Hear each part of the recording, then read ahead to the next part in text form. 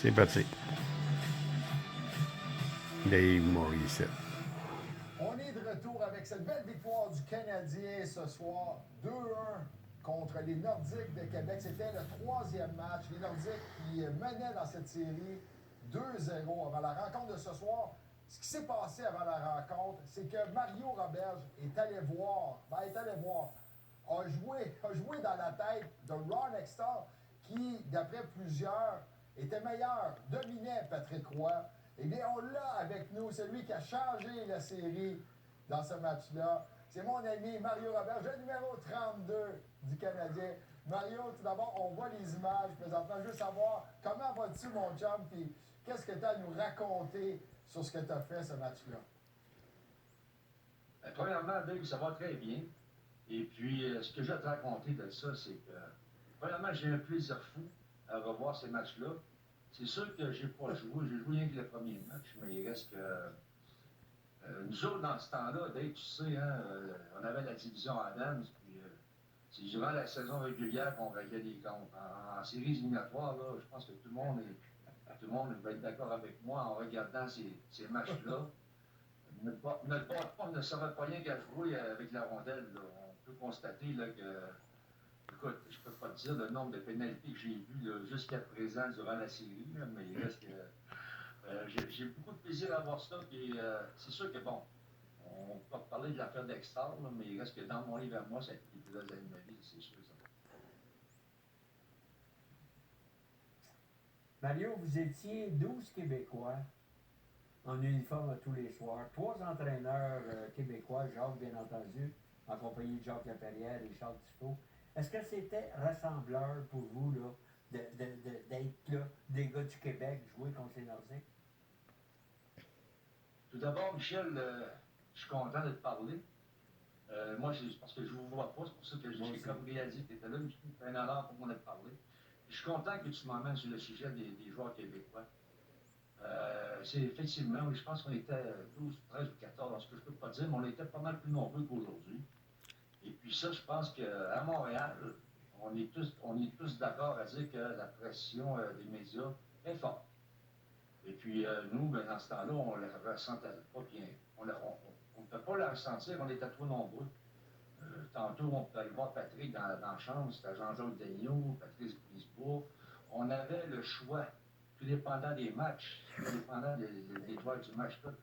Aujourd'hui, c'est plus différent aujourd'hui, donc je trouve ça drôle que le Canadien manque beaucoup de joueurs francophones comme ça. Je pense qu'à Montréal, tu fais le voir. En tout cas, moi, dans mon temps, mon idole, c'était Guy Lafleur, et puis ça va tout le temps l'être d'ailleurs. Puis il y a Guy, je suis content, il se porte mieux, là. Je ne peux plus vraiment y envoyer mes messages, là, mais il reste que. Ouais. Guy Lafleur, c'était mon idole. Dans ce temps-là, il y avait Jacques Lemaire, il y avait Serge Chavard, Yvon Lambert. On ne peut pas commencer à tous les énumérer. Mais effectivement, le fait qu'on était plusieurs Québécois dans la chambre, ça n'a sûrement pas mis Michel. Ça, c'est sûr et certain. Mario, c'est Louis-Jean, et je suis juste curieux de savoir, juste pour revenir à la situation avec Extar, parce que ça a été tellement un point important. C'est une chose d'aller au centre de la glace, parce que Ron Extar aimait aller toucher et traverser un peu la ligne rouge. C'est une chose de faire ce genre de geste-là, mais c'est l'impact que ça peut avoir après.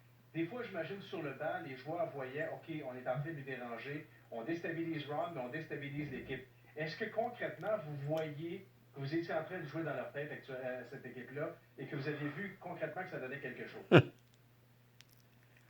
Mais on parle de psychologie. Louis-Jean, je pense que c'est le mot. Puis il y en avait beaucoup dans ce temps-là, puis même encore aujourd'hui, puis je pense qu'il faut tout le temps en avoir dans le monde du sport, un petit peu d'intimidation au niveau pas verbal, mais au niveau physique aussi.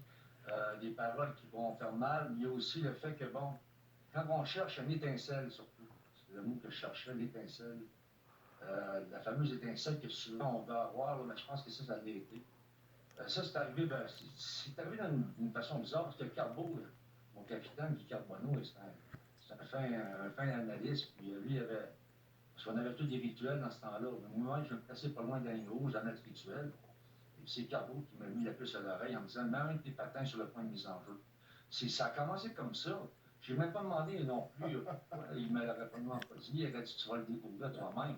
Et quand j'ai découvert que ça faisait partie du jeu d'extase, J'étais pas supposé de faire le réchauffement moi, dans le match numéro 3. Le match qu'on vient de voir ce soir, j'étais pas supposé de faire le réchauffement. Et puis Carbo vient me voir dans la chambre, il dit Mario, il dit, tu joues ce soir? J'ai dit non.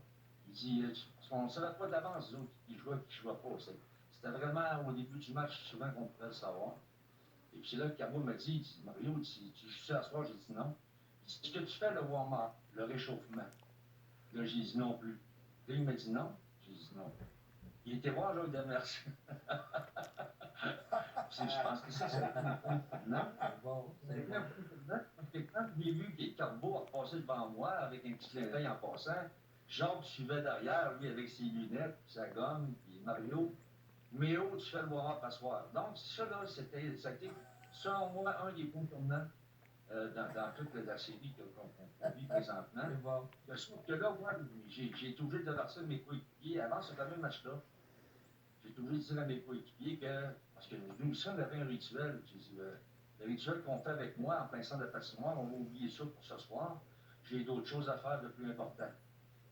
J'ai jamais, tu sais, on n'a jamais rien laissé. On n'a jamais voulu passer de quoi que ce soit. Mais il reste que les gars, là, je vais être bien fin de vous autres, là, quand il est venu toucher le fameux point, puis je savais qu'il viendrait, là, je l'attendais de pied ferme. Ce qu'on voit là avec les caméras, c'est plus comme aujourd'hui, il y avait moins de caméras au forum. Je l'ai frappé d'aplomb, vous savez, un bon Sherwood 50-30, avec des jambières à mouillées. Je peux vous dire de quoi, les gars, ça résonne. J'ai été d'aplomb les 2 fois, là. Et là, c'est quand il m'a demandé qu'est-ce qui se passait, que j'ai dit que là, c'était notre point rouge ce soir. Et là, il y a eu un attroupement, les gars, là, c'est venu près d'une bagarre générale, mais on avait eu une petite leçon avec, justement, je pense, la dernière mêlée générale qu'il y a eu, c'est justement impliquant le Canadien, avec justement encore un rituel avec Claude Lemieux. Je ne sais pas si vous vous souvenez, quand Claude allait mettre la rondelle dans le filet des Flyers, ça a été mémorable. Les gars ont sorti de tout le monde était rentré, tout le monde avait commencé à se déshabiller. Tout ça pour dire, les gars, que les superstitions, là, c'est ça souvent qu'il va faire changer une série de bord. Ce soir-là, ben, on a comme un petit peu crevé la ballonne, si je peux m'exprimer ainsi, de Ron Hector. Parce que moi, je lui ai parlé d'aplomb. J'ai dit qu'il venait de le débalancer pour un bout. Puis, ça joue pour nous autres. C'est sûr qu'aujourd'hui, c'est facile de dire, mais ça joue pour nous autres pareil. Mais il reste que quand j'ai rentré dans la chambre, après ce fameux réchauffement-là de mes gars, j'ai jamais vu une chambre d'hôtel